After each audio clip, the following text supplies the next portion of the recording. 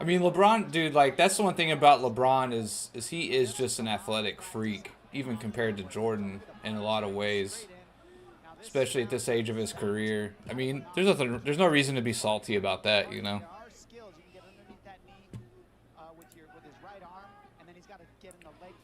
Yeah, so I kind of have a hot take. I mean, I think a lot of athletes are on some kind of steroids or something. You got to realize too, like there's things called EPOs, which is kind of like for endurance, like long distance running and stuff like that. Basketball would be a good sport to kind of take that stuff. I mean, you know, I just think when the money gets so big and you're trying to get to that next level, I think a lot of guys take stuff, and it's just the way it is. Like, I almost don't have a problem with it in a way, in a kind of a weird way, if that makes sense.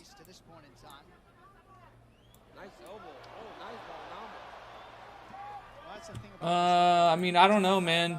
I mean, I don't have proof, right? So, like, I'm totally going off just gut feeling, but, you know, like, the way LeBron was built in high school to like the way he is now. I mean, and also there was that time when he left Cleveland and got to Miami or something. I mean, he put on like 15, 20 pounds of muscle or something. That's not natural, you know, like what guys do in the off season, I'm sure they probably dabble a little more on average than just in the regular season. In terms of like stuff during the whole year, I don't know. That's a little harder to guess. Now, one thing I can say, this is a true story. So there was a couple brothers, like actual brothers, not brothers, but brothers, although they were brothers too. They were brothers whenever I went to high school in Dallas, and one of them played at A&M, and his older brother played at Illinois that year that they went undefeated and lost to North Carolina in the championship game. That was maybe like 15 years ago or something. But we hung out a little bit after that, and he said like almost 75, 80, 90% of the guys in the league smoke weed, right? Like they all smoke, especially in the off season, right? And just knowing that many guys smoke, and he knew like a few guys who smoked with Jordan also, by the way. And I don't have any reason to think he'd like exaggerate or anything like that.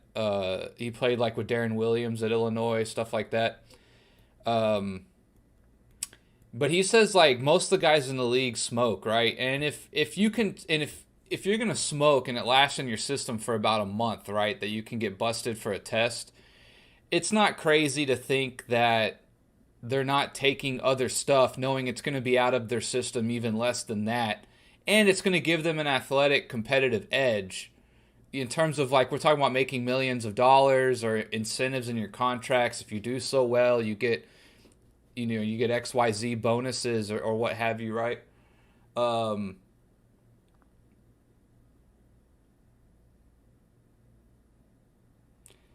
I was just watching this guy. I hate when guys knock out another guy and they like laud over them or whatever. But like to think that they smoke and it lasts in your system for a month. To think that like they wouldn't take steroids to get some kind of edge in the game. And again, steroids. People always think of steroids like you get real bulked up and strong. You can take other stuff that is just improves your endurance. I mean, even Adderall, right? Even Adderall is kind of. I'm pretty sure it's banned in just about all professional sports because it gives you such a mental focus and I've only done Adderall once. It was pretty crazy, but it gives you such like a mental edge and focus, right? I mean, it's not crazy to think that guys aren't taking stuff. I mean, I mean, I don't know. I can't really speak to, but I would put it around 50%. I wouldn't be surprised if it was like 50, especially in baseball. Like I think baseball, a lot of guys are taking stuff.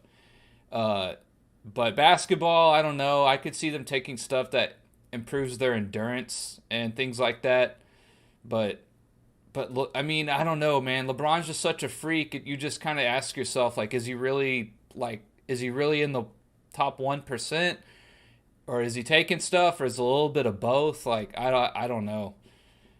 And that's also one of the things, right? Like in the 80s and 90s, guys weren't like quite like the physical specimens that the average player seems to be today. So you could say there's something there, possibly. As we kind of go on, steroids are becoming more and more accepted, and guys are kind of can, I think, know how to be a little smarter about it. But I honestly don't know. But that's just kind of my feeling. I wouldn't doubt it if LeBron took something, or guys on average these days are taking something more than probably back in the day.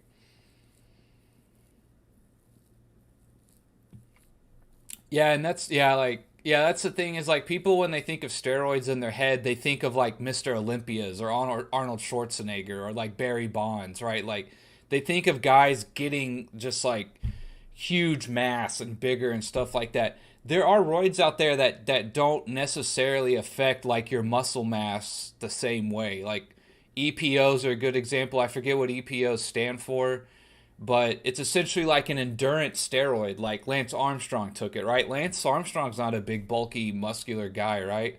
But um, but like EPOs can make you just go all day. Like I don't know exactly how it works, like if it's your red blood cell count or like your oxygen efficiency or something like that.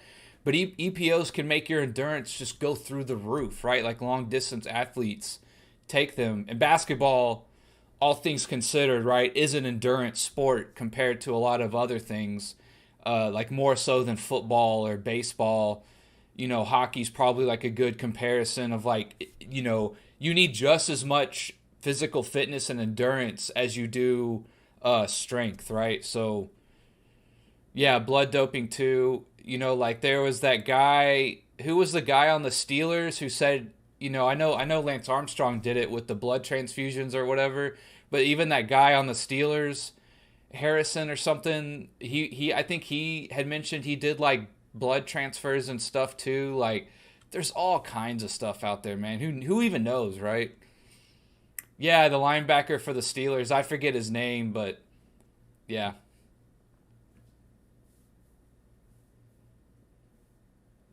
Yeah, there's actually a guy called More Plates, More Dates. I don't know if you've ever heard of him.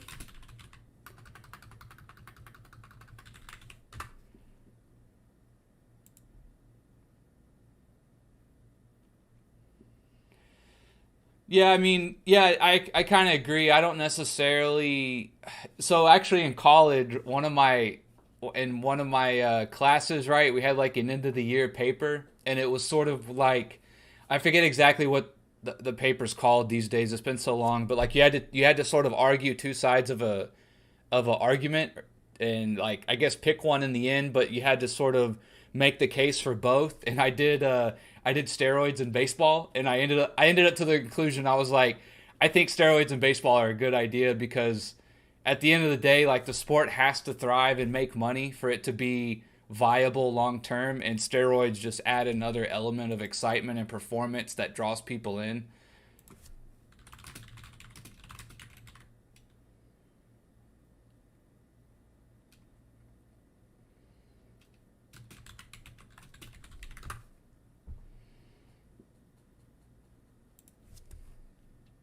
Designer drugs. Here, let's watch this. This actually be good to watch.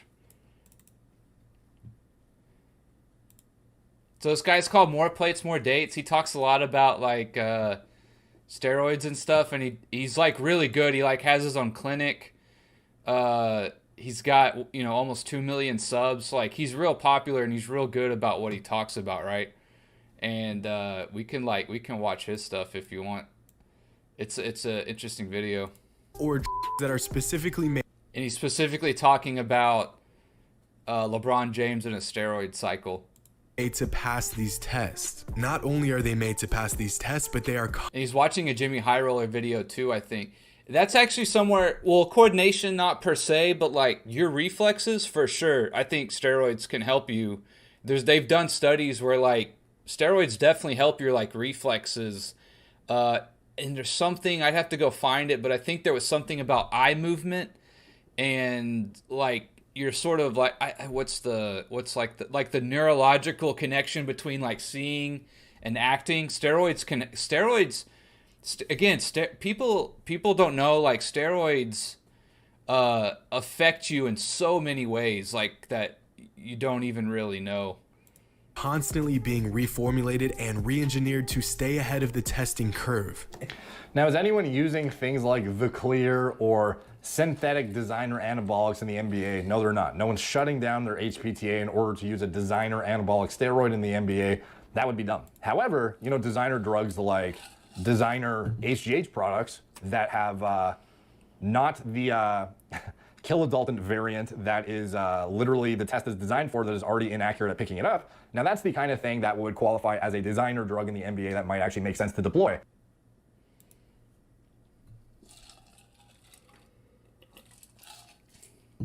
Yeah, Jimmy High Roll. Yeah, so guys, Derek, more PlayForMoreDates.com. Today we're going to be talking about LeBron James and his speculated performance-enhancing drug use in the NBA. So this is a video that's been highly requested for years at this point on my channel, and it's been on my to-do list for a while. And interestingly enough, it seems like somebody actually got around to making a fairly comprehensive video on this already in 2018, and it's actually a pretty big channel. It's I don't know what, JXMY High Roller. So this is a channel that publishes a lot of NBA specific content, and interestingly enough, he kind of delved. So, like, no, I'm not saying steroids teach coordination, right? Like, steroids won't teach you how to shoot a basketball, right? Steroids won't teach you how to throw a baseball. But in terms of, like, batting, right? This was, like, the argument with Barry Bonds, where, like, people would say, well, it makes you stronger. It doesn't necessarily make you better at hitting a ball. Yes and no, right? Like, it won't teach you how to bat, right? It's not going to make you better at learning the mechanics of swinging a bat or throwing a ball. But in terms of seeing a ball coming at you and your muscles being able, and I have to go look up the study, or maybe you can look it up yourself, but like, in terms of your eyes seeing something and reacting to it, steroids actually do increase that performance slightly more, right? So like in basketball, I'm not sure how much that would carry over, but in baseball and hitting, you can definitely see where that would be an advantage, right? And so, like, in basketball, I don't know, you know, maybe more like, you know, like your body telling you to step over and take a charge. Like, there could be a little bit of an advantage there that steroids or certain things could actually increase. Into the speculation around LeBron's PED use, what he may have taken, what red flags were thrown. Yeah, wasn't that yesterday, Ian? I thought I saw that yesterday. Isn't he a 4-star? Or did you guys get a 4-star and then another 5-star? Yeah, Bonds was good before steroids. Absolutely, 100%. Up, that would, you know, make you more inclined to believe that he may or may not have done something. I was like, damn, dude, like, this guy already compiled. So y'all got a 4-star and then the number 1? Is he? I'm guessing he's a 5-star if he's the number 1. Jesus Christ. Fuck you guys. A lot of the information, so I felt like this is a great video to react to and then just kind of give my commentary on some of the actual scientific discussion behind the performance-enhancing drug selection. So I'm going to go through it with you guys. It's a good video, and I'll provide my commentary and interject where appropriate. It seems like LeBron is not going to be slowing down anytime soon. In fact, it almost seems like he's getting... And this video was 2 years ago. ...better. But how? What's up, everybody? It's Jimmy. And when it comes to sports, Father Time is still undefeated. One day, inevitably, every athlete will have to come to terms with the fact that they aren't who they used to be. Every athlete except LeBron James. See, what's interesting is I remember playing, what year was he drafted? It was like 2003 or something. And I remember playing NBA Live. Was it 2003?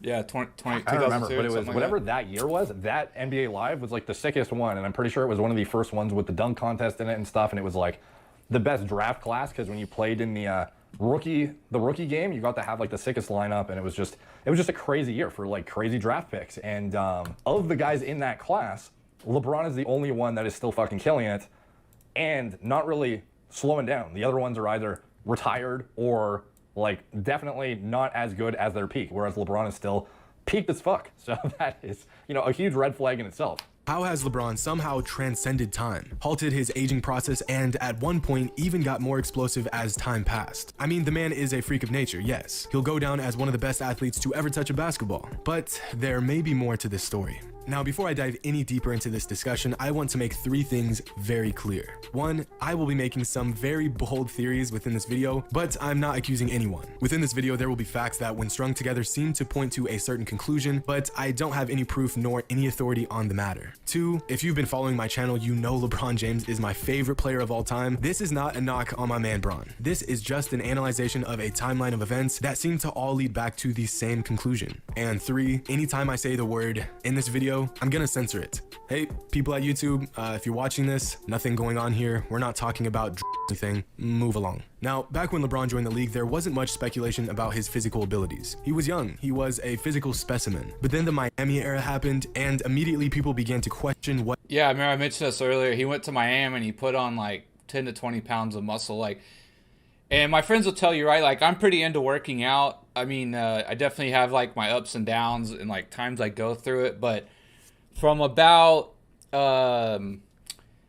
whenever I got out of high school and I went to college, right? I was playing ball like every day, every other day, right? And it just wasn't the same competition, right? I went to like a smaller college, so like, you know, like as soon as I showed up, I was easily the best player on campus. Like, and I don't say that to brag. I'm just saying like it wasn't a big school, right?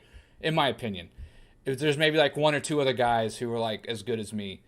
And it just, like, the competition just wasn't that good, or not that good, but they just weren't, like, on that same kind of drive as me in terms of, like, I just wanted to play and win, and I was still in that sort of, like, mode, right? And so about like, I guess my senior year, I actually went and played rugby at down in Galveston because, like, I needed a different outlet, right? I was kind of being that guy, and I was maybe kind of ruining the fun for everyone else in a way. And I just realized, like, it's not them, it's me. Like, I need to go do something else. And my uncle had always told me, like, I should go play rugby or try to play rugby because he saw the way I played basketball. Like, I was really aggressive. Like, for a little guy, I love to get down low and bang and shit like that. And so he told me, like, I should go try to play rugby. So I went and tried to play rugby and instantly, like, fell in love. I loved it. But the moment I started going to play and I was playing, like, with grown-ass men, I was like, dude, I need to get in the weight room. And I really wasn't, like, a big weight room guy up until that point. And that kind of started my journey. And there was for about 5 to 7 years there, I was in the gym like pretty consistently. Like, I maybe within a 7-year period maybe only took like a total of a couple months off. I was really dedicated to it. I got up to like 230, 240 at one point, you know, and I usually hover around like 200 normally, right? And but I only say that to say, and I never took anything, right? I've done Anavar once here recently. I don't really care to like tell people. It doesn't bother me. I did it for like 3 weeks, right? Like here, just like in the last month or two, for the first time ever. But during that time, it was totally natural, just creatine and pre-workout and all that shit, just like normal, not anything else that's like egregious or would be considered performance enhancing. But like you learn real quickly that there is a genetic limit to this, to working out and building a physique and stuff like that. And I say that also to people who like maybe don't understand what guys on steroids look like versus guys who aren't on steroids. Like go work out for 3 to 5 years consistently, like 4 or 5 days a week, get your diet right, do some conditioning, right? Now, I mean, I was playing rugby, right, which is about as great a conditioning as you can get, and go do that, right? And go see where you're at after 3 to 5 years, and you'll understand what it looks like to be natural versus on something, right? And it was probably one of the greatest, that probably was like one of the greatest lessons ever, was working out that consistently, because you look at all these guys on Instagram and on YouTube and stuff like that, and they tell you they're natural, and you go work out for 5 years, and then you come back and you look at those guys and you say, there is no fucking way all of these guys that claim that they're natural are natural, right? It's just impossible, right? It is impossible that all of y'all are in the top 0.01% of the genetic lottery and you all hit it, and you all just happen to be doing the same thing, and you know, in terms of like making money on social media by being in the fitness industry, right? And you really kind of learn that like a lot of people are bullshitting and stuff like that, and they're not telling you the truth. And I think that's like the biggest problem is like, so like this guy here, More Plates, More Dates, right? He runs like a like hormonal clinic for men, right? So he admits, he's done like D-ball and tests and all that, but he'll tell you, and he'll tell you, this is what it's like. This is, you know, if I was you, would I do it? Well, here's reasons why maybe you should or should, right? Much more open and honest and transparent conversation. And so like a lot of times when you see these guys, like nowadays, if I go to the gym, I can probably tell you, I would think within like a 90% accuracy if someone has either done stuff in the past or is on something now. Much more than like back in the day, I just thought, oh, that guy's ripped and shredded, and he's like lean and he's got like a good physique. Like if I just keep working out and doing that, you know, I'll get there. And like you can get close, right? Like you can definitely get a good physique naturally that you're proud of, and you know, essentially, you know, a good looking physique and aesthetics, right? But the guys who just look like freaks most of the time, it's those guys I would almost guarantee you are on something. And so I was actually having this conversation with my buddy at work the other day. He's like young, and he was thinking about getting into working out, and I was telling him there's a pyramid. And it's a good lesson I learned. There's a pyramid to this thing to let you know what it's like. You can either be big, strong, or shredded. You can be two of the three, but you cannot be all three naturally, right? It's just impossible. Jordan, I just went on a rant about like working out and like sort of filtering if guys are on something or not. You can just rewind it a couple minutes and play it at like 1.5 speed. And but I was telling him, I was like, if you want to be natural, right? There's a pyramid. You can be strong, you can be big, or you can be like cut and lean, but you can't be all three naturally. It's impossible. And so anytime you see these guys who get bigger and don't put on like any fat and they're just staying cut and lean, I would say within over a 90% probability they are on something. There are only 0.01% of the population in the world can just pick up weights, get bigger, get stronger, and stay lean. If there's not many, there's only a handful of people out there who can do that, and the rest of the people who claim they can do that, they're probably on something. And so I just say that only to come back to LeBron at Miami. He put on like, I think it was like 20 pounds of muscle, maybe even more, didn't gain any fat. You know, that's not how it works. That's just not how it works. Just flat out not how it works. You cannot naturally put on muscle without also putting on some fat and getting bigger. And you can get stronger and you can get bigger, but you can't stay lean. And whenever guys stay lean and cut and get bigger and stronger, it's almost a surefire kill shot that they probably took some kind of performance enhancing drug or something. What they were seeing, his muscle gain, his incredible recovery time. Yeah, because like gaining muscle or cutting is all about calorie surplus or deficit, right? You want to put on muscle, you're going to have to eat above the calorie maintenance level of whatever you're trying to do, right?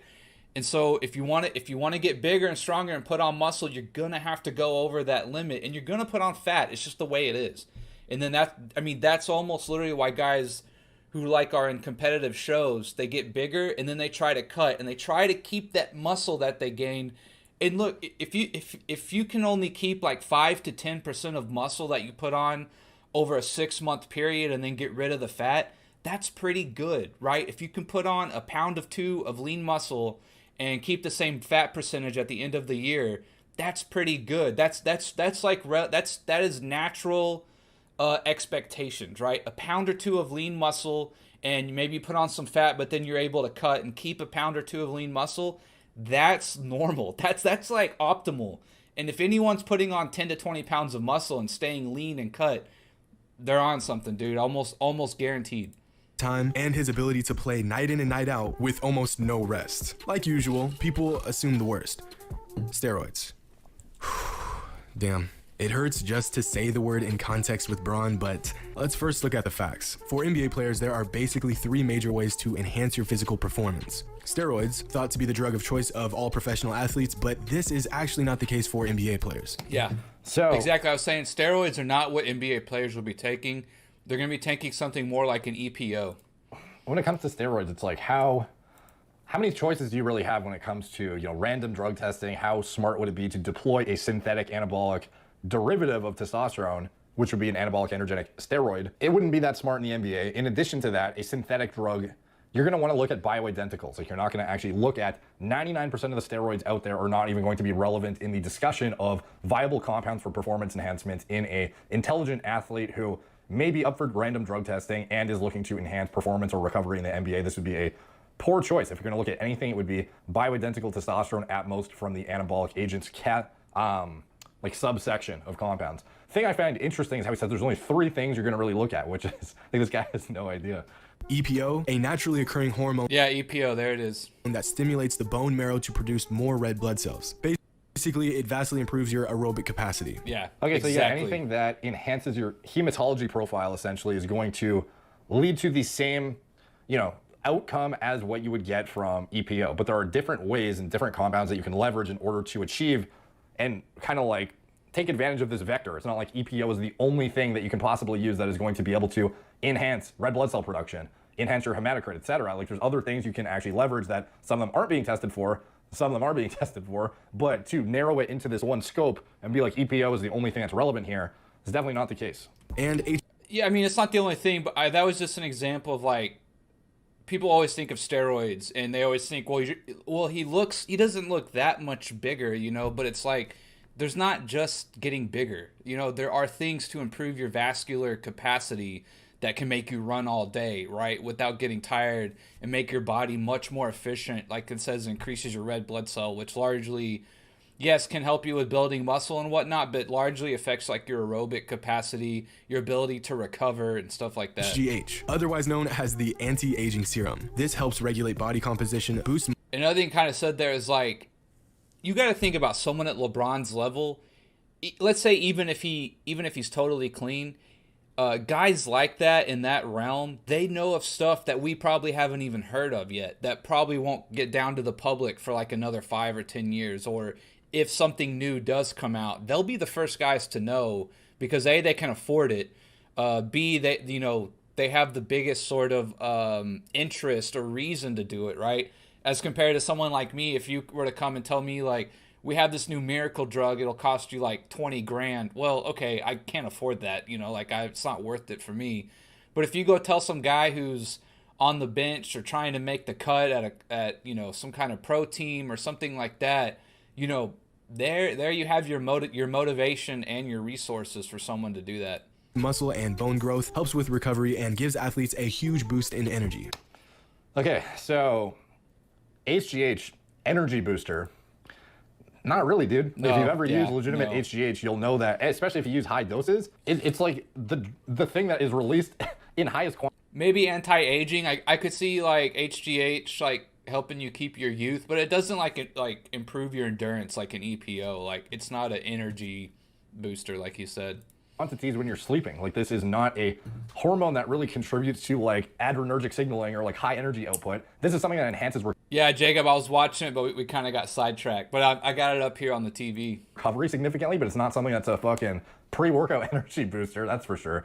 It's not an androgenic hormone. It's not going to signal to your brain like aggression outcomes or anything like that. It's something that is going to enhance, like he said, bone growth, one of the main things, enhancing cartilage development, enhancing just reinforcing the structural integrity of the athlete and encouraging longevity. That is essentially what this compound is most useful for. It's kind of like injury proofing the athlete and hopefully extending their career.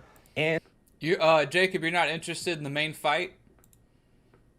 Emmett and Topuria? I think I don't know how to say it. Topuria, I think he looks good, man. I think he's due to keep climbing the ranks. Avoiding injury and or expediting recovery and ultimately leading to longer, you know, Hey, Jordan Deeds, Jacob Waters in chat. That's the guy who hosted that debate you were talking about earlier, where Universe came on and ran.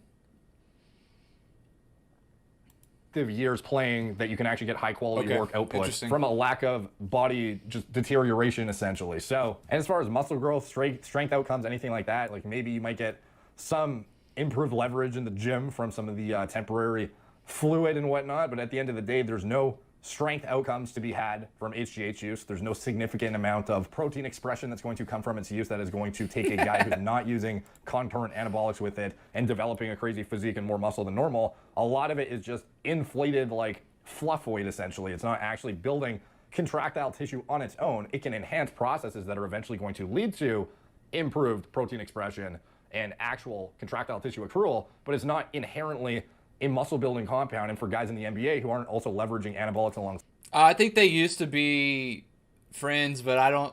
You have to ask Waters, but I don't think it's quite like that anymore. But I don't know. I can't speak for him.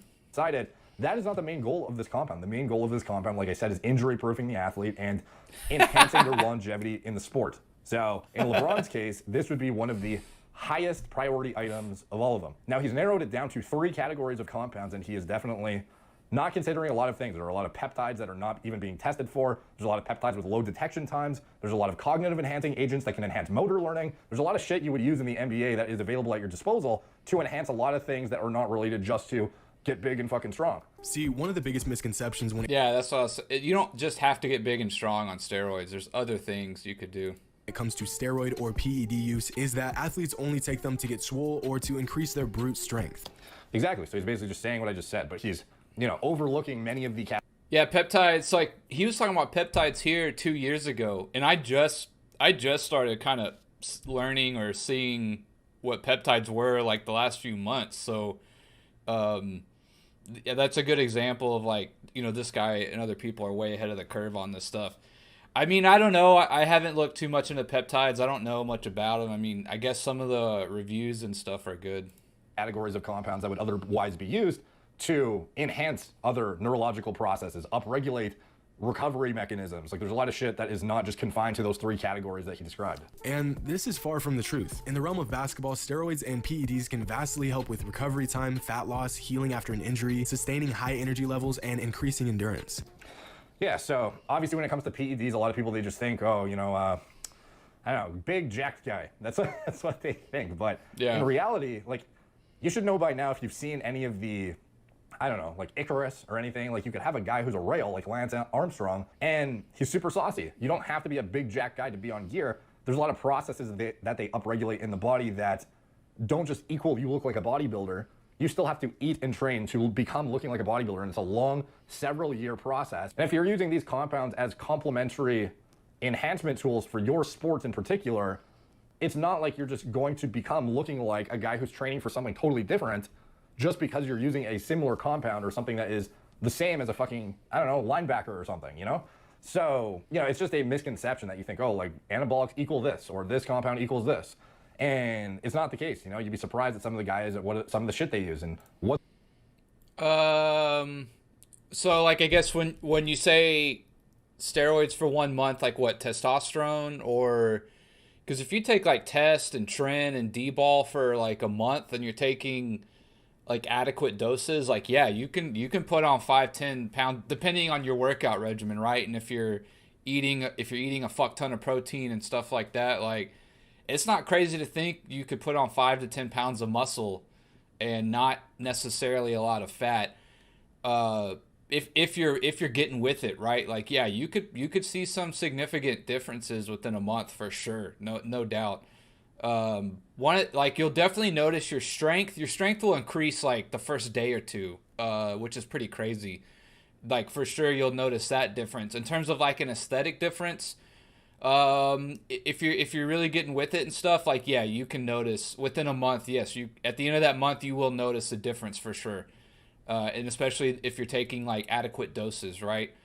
There's also the thing, like, so one of the big things I learned is like I'm not an expert, right, but there's wet and there's dry steroids, right? So like a wet steroid is something that is going to allow you to pack on a lot of muscle, get really strong, but you are going to bloat up a little bit with water, right? You're going to like kind of puff that, call it like a puffy look, they say, right?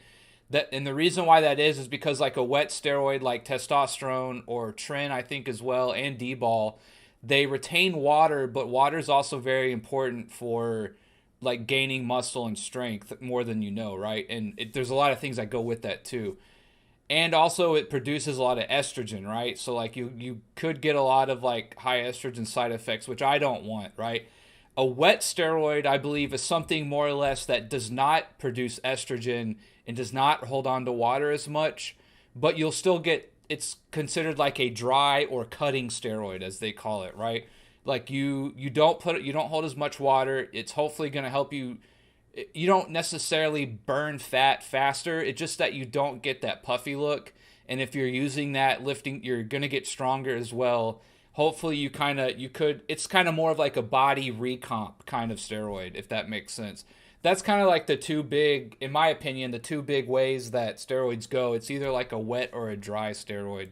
What their physiques actually look like as the outcome of those performance enhancing compounds.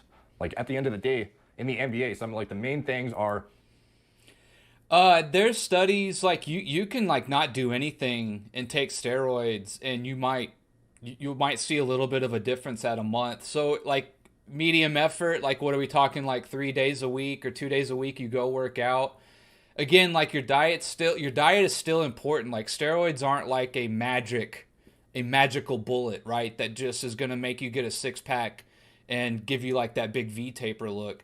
You still have to put in the diet and, you know, the work and stuff like that. But like, let's say 2-3 days a week, maybe let's just call it 3 days a week. You go work out and you're eating right, and you know you're like getting your steps in every day, and you're at least when you go those 3 days, you have a good intensity. Like, yeah, you'll see some good results for sure. Being able to play more games, get more reps in.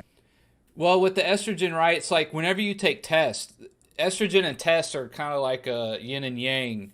And so if your test goes up, your estrogen goes up if it's like an aromatizing steroid, right? Which means that it's something like DHT or something. Again, I'm not an expert, but like if your test goes up, whatever you don't use or is just kind of staying in your body will be converted into estrogen, as far as I know. And recover faster, stay injury free. Like, yeah, dude, like it's not like, so I did Anavar for 3 weeks, and the reason I did Anavar is because it has the lowest side effects. It's really like there's not a whole lot of androgenic side effects, right? Like you don't get a lot of the secondary side effects of like, you know, balding, acne, stuff like that, right? It's definitely way on the lower end of steroids, right? So like that's why I tried it, and I was just interested to do it. And you know, it was all right. Like I definitely liked you. I definitely felt stronger for sure. There's no doubt about that. But like, yeah, it's if you're worried about side effects and stuff, like then it's just not even worth it. Like don't even. It's just not even. If you're worried about that stuff, then like steroids are way overhyped for guys who work out. I think they think about it a lot once you work out for a while and you see other guys that are like jacked. And you're like, man, like I want to get like that. Like, if it's not that important, dude. Like, if you're like, unless you're gonna enter in some competition or you're doing some strongman or something, or you know what I mean. Like, if you're purely there for aesthetic reasons or whatever, it's just not worth it, right? Like, it's just like just go work out, get your diet right. Like, you'll be fine. You'll get a good physique if you put in the work. We're not trying to get to 300 pounds of muscle and eat up our oxygen capacity because we're carrying more muscle than we otherwise need. Like, there are different priorities in different sports for different things. And obviously in the NBA, getting massive as fuck is not the priority. Yes, they'll make you stronger, but there's like some websites you can buy steroids if you look hard enough. You train 5 days a week for 45 minutes. In 2 minutes, like that's like on the higher end of like effort and time. 5 days a week. And again, it's those 45 minutes. If you're hitting it hard, 45 minutes is all you need. There's a guy named Mike Metzer, an old school bodybuilder. I mean, he was like a believer in only doing like one set per week. You know, like there's some guys who have like some crazy theories out there, and he had a good physique. He was in Mr. Olympia and shit. So like 45 minutes if you're getting with it, 5 days a week, that could be more than enough, you know? In the case of basketball players, that is more than likely the last reason why they'd be using PEDs. Now, back to our story. In Miami, LeBron became more than just a freak of nature. In fact, he became suspiciously inhuman. He gained 25 pounds of almost pure muscle, and he just didn't look the same. Add that to the fact that's not natural, bro. How old was LeBron when he went to Miami?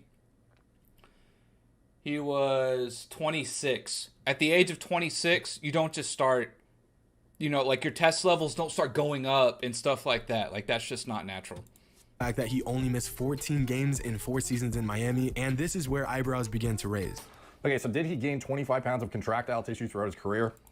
Highly doubtful. I'm sure if I went back, I would not. I guess at his height, how it was distributed, maybe, but a lot of this is just like temporary. And again, cardio does the cardio that LeBron does for like basketball. Now doing like Stairmaster or like 15-minute warm up on the treadmill or doing the bike for 10 minutes, like that's okay. That won't necessarily hurt your muscle gain, but doing like playing basketball and working out like LeBron probably did in the off season for 3-4 hours a day or something, you cannot just get huge like that. You know what I mean? If he's doing cardio and stuff like that and he's keeping his conditioning up, there's no way you put on 25 pounds of muscle in an off season or in a year. Like it's not actual dry contractile tissue. Like you would look like a totally different human with another 25 pounds of muscle on you. So I would be skeptical of that claim, but I do understand where the 25 pounds of lean mass claim would be a bit more relevant, I think. While his draft class peers and teammates began to slow down, LeBron was getting faster. Rolls his ankle, back the very next game like nothing ever even happened. Plays night in and night out, doesn't miss a beat, not once. And people were taking notice. Some of the effects to HGH use, muscle gain, hair loss, and... Okay, so looking at hair loss, this is something a lot of people want me to make a dedicated video on, is his hair loss. So you have to understand though, like this is a post that I've had for a while. Name it comeback more epic than LeBron's hairline. He wears a hair system as far as I know. Like I've seen clips of him and it like falling off in the middle of the game and him like pushing it back on. A lot of this is just age and androgens. You know, if you're prone to baldness, and which is like every fucking person, it's gonna happen. And the rate at which it happens is going to depend on AR density in the scalp, expression, levels of endogenous androgens in the scalp, and overall gene expression that's being regulated by all these mechanisms. And this is ultimately a genetically determined process that you can intervene with pharmacology-wise to actually get in front of it and reduce THC levels and whatnot to inhibit hair loss and kind of keep... Yep, you ask anybody in the sport, like baseball too, right? They say everyone's on steroids, you know? Like, it's not crazy to think in basketball over 50% of guys are on something, right? Even if it's just Adderall. Let's say Adderall on the low end, right? At least Adderall, I would say, if that's the low end, that's where we set the bar as Adderall and above. I would say probably over 50% of people in the NBA are on something. What you have, but for him, like, I don't think... For sure the NFL, dude, not even close. I think baseball in the NFL, probably over 75% in the pros, I would think.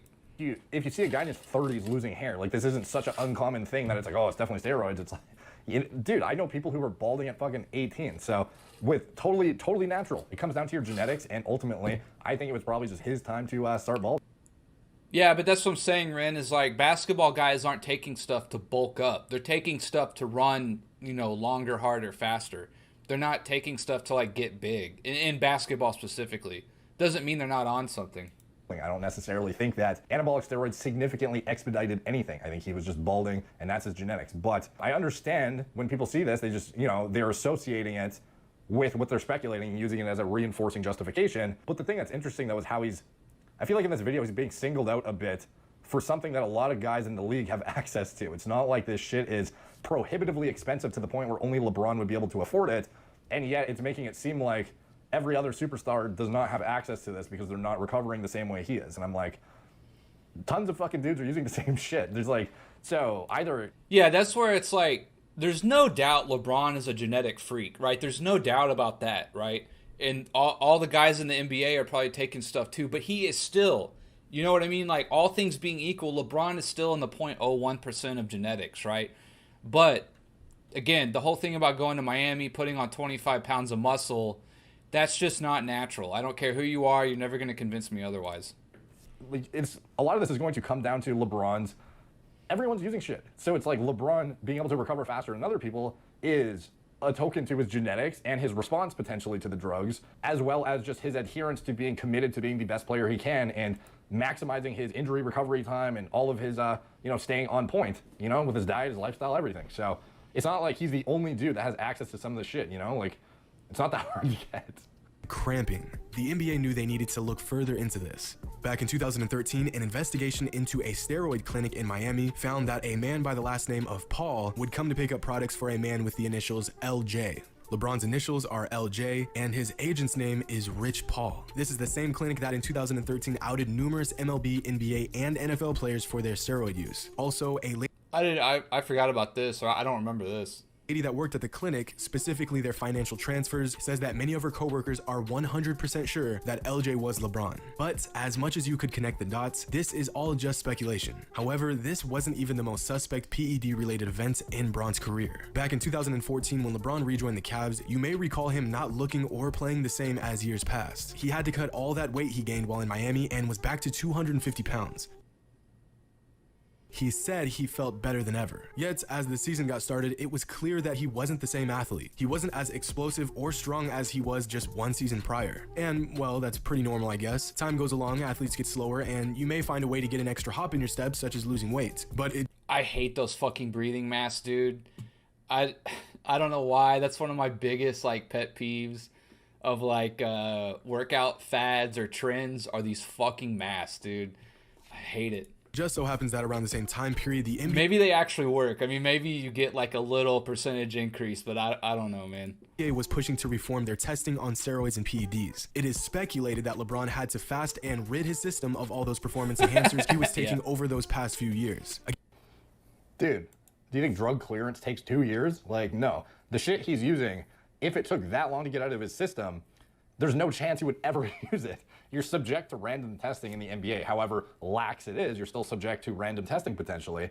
I believe right now it's 4 tests in the offseason, 4 in the season and 2 in the offseason, and half of those can be HGH tests. So it's 2 in the regular season and then 1 HGH test in the offseason. And then obviously if there's reasonable cause to assume that you're using something because, I don't know, they've been tipped off or whatever, then you might get tested more than that. But it's there's no guarantee you're going to get tested, first of all. They do a certain amount of tests, and they're randomized.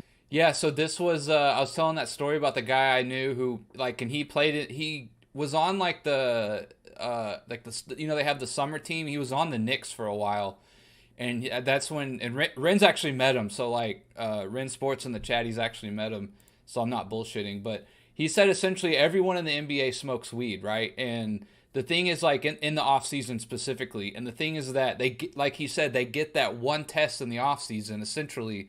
So once you get tested, you're good to go, right? In terms of, smoking weed. I know recently the CBA changed, I think, where, they don't test them for weed anymore, but this is before that. So, again, they know, once they get tested in the offseason, right, they're good to go. And he said everyone smoked weed in the NBA. So, again, to think that guys would take the risk of smoking weed but not take something that actually is going to benefit them on the court, make them millions of dollars, and keep them relevant, I would find that hard to believe that they don't take something, if they think, especially if they think they can get away with it. And like he says, they know the testing procedure.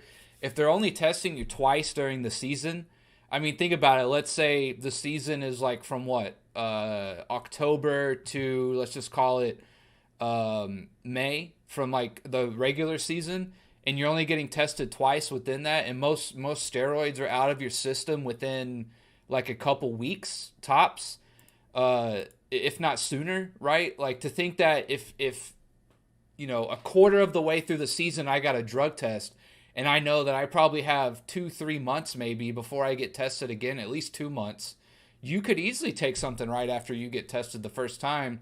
And as long as you're smart about it, like he said, and you're not being dumb about it and throwing up red flags, you could easily get away with it.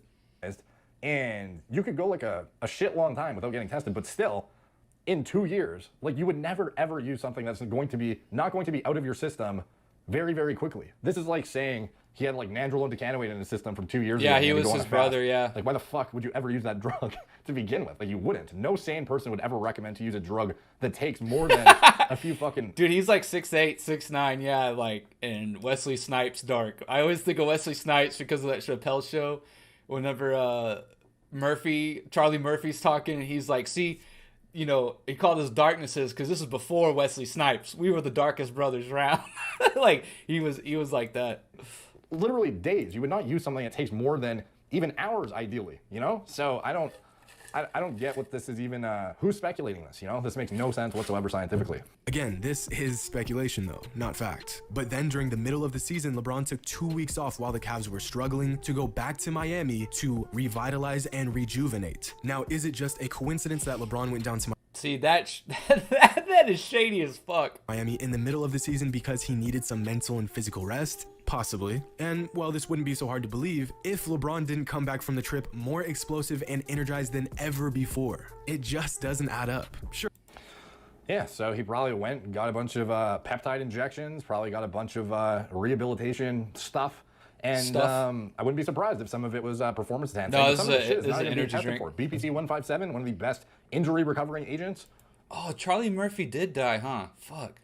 Not being tested for. There's a lot of this shit that's totally legal within the rules that can help you as an athlete still to use. And then a lot of the shit that is very useful, there are not actual good tests yet even developed to detect them within a reasonable time frame. So it's pretty obvious that a lot of guys are using a lot of this stuff. Sure, LeBron spends $1.5 million on his body every year. Yes, he takes his health and wellness very seriously, but so do most professional athletes. I know LeBron is the definition of a freak of nature, but aren't most pro athletes incredible athletes in their own right? And yeah, so like, are we implying that he's literally the only guy who has access to like some specialty fucking drug center that has special drugs just for LeBron and no one else can get them? Like, obviously not. Everyone's using the same shit.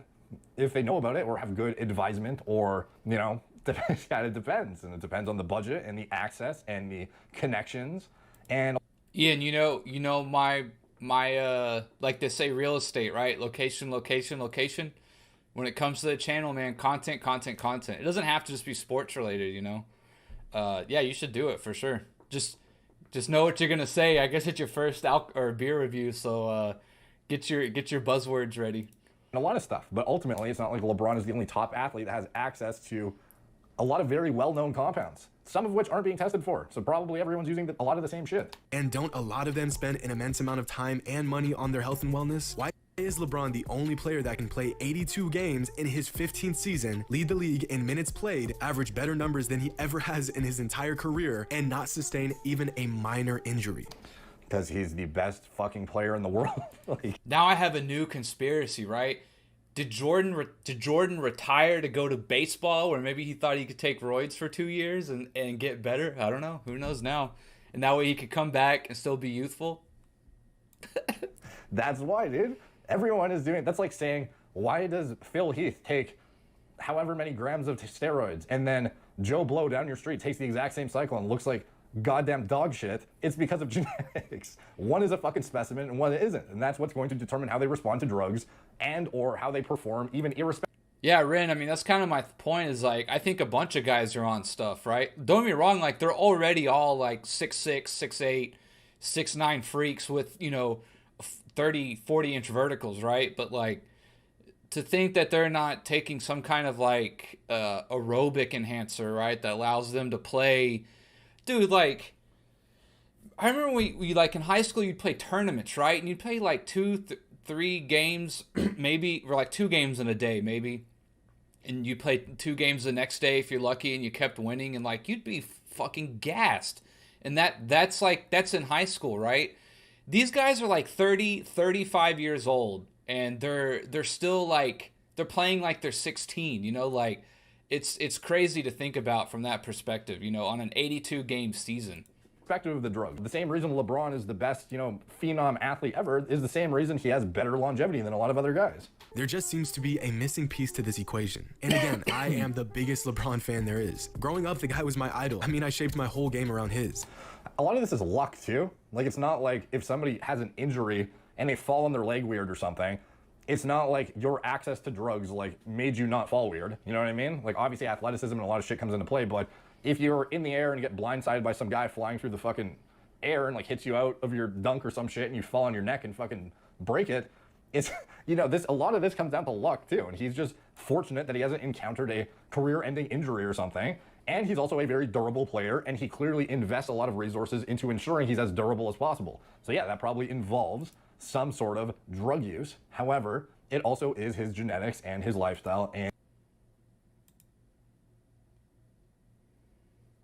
his genetic response to all of the factors mentioned already. And to this day, he is still by Yeah, this guy makes some good content on like he kind of focuses on like, you know, like hormones and like drugs and steroids and stuff. He used, I think in his early days before I ever knew of him, he did like pickup artist shit, and he kind of does like he's like more in the men's health realm, but like he knows his shit for sure. He runs his own clinic, so he's not an idiot. far my favorite player in the league. In fact, he's my favorite athlete of all time. But sometimes you just have to critically think about these things. And I want to be clear, steroids don't just make you a great athlete. Your average basketball player can't just take steroids and instantly become an NBA player. But what PEDs can do is push you that extra little bit, that almost seamlessly insignificant amount that can push a great player to a phenomenal player. Now, you may be thinking, if LeBron was using performance-enhancing, the NBA would have caught on to him a long time ago. And you may be correct, but consider this. There are two main types of tests, blood testing and urine testing. Urine testing being the test of choice since traces of these performance-enhancing linger around longer in the urine than they do in the blood. Or something like that. I'm not a scientist. In order to catch an athlete using a PED, a lab would first have to know the exact makeup of that, its metabolites. Basically, a testing lab can only identify if a PED was used if they first know it exists. So right now we're talking about synthetic compounds using gas chromatography with mass spectrometry, which is not really relevant to even the What the fuck? What? compounds. Well, the main compound. I think it's essentially saying like making up something synthetically, like kind of it will keep you ahead of the testing curve in a way. That we'd be talking about is HGH, which would be detected using an isoform test. This is not something you're going to use a urine analysis with GCMS. You're going to be looking for synthetic metabolites, nandrolone, fucking boldenone, dianabol, stuff like this, all that kind of shit. You know, stimulants, beta-2 agonists, fucking diuretics, you know, whatever the fuck. You're gonna be looking for all this shit in the urine. Yeah, but the main thing that I think most NBA athletes are leveraging is human growth hormone, which is essentially undetectable despite the fact that they claim that it is scientifically, you know, sound, which, to be honest, it is sort of sound. The problem is the detection time is so short that it's basically impossible to catch anyone. And in addition to that, they're using an isoform ratio to detect exogenous HGH administration, which can be easily manipulated when HGH is not that hard to manufacture nowadays, and it's not that hard to find manufacturers who are potentially able to manipulate the isoform profiles and ratios in order to be congruent with beating any drug test at any fucking time, regardless if they showed up right at the correct time or not. And even if they showed up, you know, at the correct time, the NBA testing parameters are set up in such a silly way where you can essentially get around it anyways. Like, this is the NBA collective bargaining agreement, and in where is it? The anti-drug program. You'll find in the random drug testing section. Where is it? Testing. So as you know, in the season, you can get tested 4 times randomly, up to 4 times. You might get not even tested though. So, see, I'd like to know the average test per player, and if someone is a great player or a good player, is the average more or less? Like, that would be interesting to know. Like, do guys who make the all-star team or average over 20 points a game, just whatever, right? Do they happen to get tested more or something like that? Or like, do guys who look, you know, does a testing agency look at someone like Giannis and go, we should test him over, you know, some guy who's like the 12th guy on the bench or whatever, right? there's that. And then of the tests that you get randomly tested, you can be tested up to 2 times for growth hormone. And in the off season, you can be tested up to 1 time for growth hormone. And the detection. See, the off season, that's huge, dude. Only 1 time during the off season? That's nuts. Like, that's when people would be doing it, I think, the most if they know they're only going to get tested once. But then again, I guess you're only worried about, you know, when they're actually playing, right? You want to keep it as natural as possible. Time is fucking low. Very, very low. And when it comes to random drug testing, during each season, the NBA will conduct no more than 1,525 total tests. During the offseason, the NBA will conduct no more than 600 total tests. Now, the interesting thing is... That's kind of interesting. ...is even if you say no to getting drug tested, you can actually still just chill and let the compound clear out of your system, which is kind of fucked up, and I didn't even realize till I looked into this. So basically, where is the thing here? If a player refuses to submit to a test or cooperate fully with the testing process without a reasonable explanation satisfactory to the medical director or the SPED medical director for testing under the SPED program only provided, however, that the NBA will use its best efforts, A, to have the drug testing collectors immediately notify the NBA when any player refuses to submit to a test or cooperate fully with the testing process, and B, to provide such information to the Players Association as soon as possible thereafter, and provided further that C, following any player's refusal to submit to a test or failure to cooperate fully with the testing process, the drug testing collector shall wait 90 minutes at the collection site, and D, if the player submits to the test and cooperates fully with the testing process within the 90 minutes, then his earlier refusal or failure to cooperate shall be excused, and the test shall not be deemed positive under this section. So hypothetically, if you pinned your HGH, and this is like the 22 kilodalton isoform that most people are probably using, or at least people with less connections are probably using. Let's just say hypothetically you get randomly selected, you just fucking chill there and wait for adequate clearance. Like how, there's a reason why nobody has tested positive for the HGH ever in the NBA. Like if you actually go look at. Yeah, right. Like, come on, dude. You're telling me nobody's ever like taken it or no, that's kind of crazy. The 35 times people have been suspended in the NBA for drugs, what did it include? Cocaine, substance abuse, banned substance back in '99. I don't even know what that was for, but anyways, banned substance, phentermine, DHEA. That was Chris Anderson. Chris Anderson was one of the banned substances. Richard Dumas, I remember that name, but I don't. His face doesn't come to mind. Primobolan, which is interesting. Let's see, but this is back in 2013. Novadex, tamoxifen, selective estrogen receptor modulator. DHEA, again. Marijuana. LGD, 4033. Let's see. Joaquin Noah. I didn't know all this. This is crazy. I just guess I just didn't remember. Ipamorelin, GHR. I think that's a SARMs. What he was saying, that LG33, that's a SARMs, which SARMs is a selective androgen receptor module or modifier or something like that. Essentially, like helps your androgen receptors, which is largely how like steroids work. They bind to your androgen receptor. It's something like it increases your. It's supposed to help testosterone better grip onto your androgen receptors or something like that. It's not like quite. It is a steroid, but it's not like quite the same as taking a steroid. P2, ipamorelin, diuretic, peptide.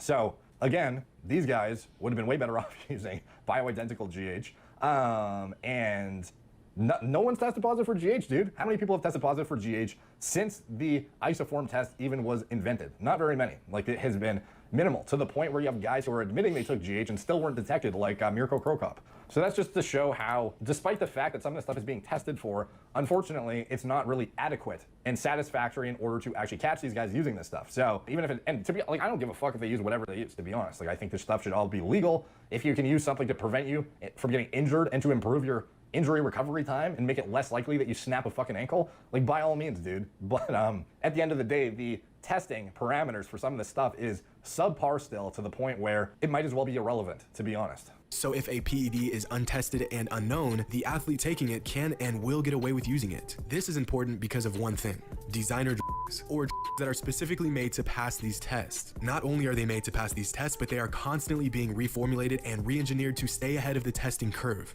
Now, is anyone using things like the Clear or synthetic designer anabolics in the NBA? No, they're not. No one's shutting down their HPTA in order to use a designer anabolic steroid in the NBA.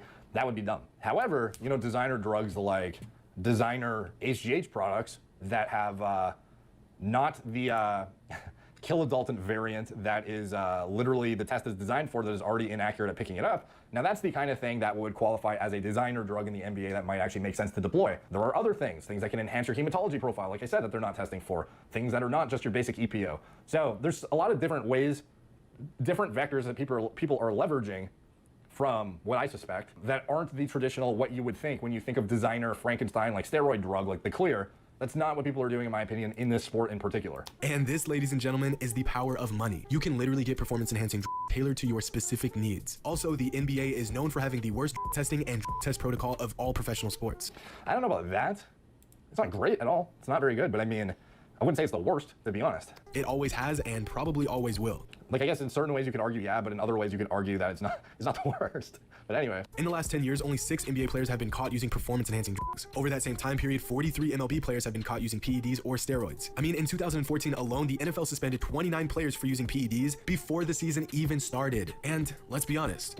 You also have to consider the choice of compounds, though. You're pretty much lumping PEDs all into one category. Is what you're going to use for football going to be the exact same thing you'd use for golf? Is it the same thing you'd use for fucking archery? No, like you're not going to use a fucking beta blocker in the NFL. So comparing one league to another, it's like, yeah, some of the testing parameters might be looser in terms of how often they're testing, if it's random or not. Yeah, but in addition to that, you have to understand that some compounds, it's like, what sport gets the most positive tests? Like, I'm actually pretty sure it's archery off the top of my head, because some of the compounds they need to use are just more detectable. If they're synthetic compounds that are more detectable, and that's what they need in order to enhance their performance for their sport, that becomes a harder thing to get around. Whereas in the NBA, if the main thing that would help is HGH, which is like the hardest fucking thing to test for, like, why do you think so little people are popping? It's because they can't even fucking test for what they're using. So I think there's that plays into it too, is the actual drug selection for the sport in particular. Like, what you need as a linebacker does not equate to what you need as a point guard, obviously. The amount of money that's on the line, how many athletes are willing to take performance-enhancing to get even a slight edge? Somehow LeBron has defied all notions of time and regression as if he's somehow immune to it. But he isn't. He's human, just like the rest of us. Which leads me into my last point. Even if the NBA knew LeBron was on some sort of performance enhancement, I honestly don't think they would do anything about it. LeBron has surpassed superstar status. He is a sports icon. He brings in an absurd amount of revenue to the league, and he's everything you could want in a role model. That too. There's a lot of financial motivation behind some of the reasonable, cause for testing people. Maybe you don't want to go after a guy who is one of your biggest money makers. That's a very logical conclusion, and I believe probably plays a strong deciding factor in who gets tested, because you have to think too, in the NBA, you're not even guaranteed to get tested. Even though it's random, the randomization is, who knows if it can be politically motivated or not? Who knows if it's something that, like, maybe you won't even get fucking tested for the entire year. Maybe there's a way to know that beforehand. You don't know. It's not like this shit is published for us to find out. So yeah, that is definitely correct. And it seems like the NBA, definitely could step up a lot in their drug testing parameters if they wanted to be taken a bit more seriously in this area. A family man, great leader and teammates. In 15 years, he's never had any off-the-court issues. He's just as much of an asset to the league as he is to his team. And I truly think the NBA would avoid ruining his career by any means necessary. He simply means too much to the sports and to the business that is the NBA. But, I mean, we have to ask ourselves, does it even matter? The reason we pay to watch NBA games instead of going to our local rec gym and watching some scrubs play is because NBA players are big and strong and fast. They do things we could only dream of doing. And at the end of the day, the NBA is just a league for entertainment. Yes, for the players, it's more than that, but for us fans, that's what it boils down to. So I ask myself, if I am being entertained, does it really matter what's going on behind the scenes? I think what this guy commented pretty much sums this entire theory up. I want to watch superheroes play basketball, not regular people. Hope you guys enjoyed, and as always, until next time. Yeah, so that was a good video. Had a lot of good points in it. The actual pharmacology information, obviously lacking a bit, as well as the drug test parameters, and that's kind of where my expertise comes in more. But overall, like, I understand the points, and I also agree, like, if I'm being entertained in a sport where it's not like they're trying to actually kill each other and, like, take off each other's heads or anything, like, what do I care if a guy's using some fucking HGH to not have, to improve, bone integrity, why would it bother me, like, I want these guys to stay healthy and, like, perform, so that would be my logic as a NBA, I don't know, commissioner dude, whatever the fuck the position would be. So that is my stance on it. Hope you guys enjoyed and learned something. Please like, subscribe if you want to get more deep dives into. Very cool.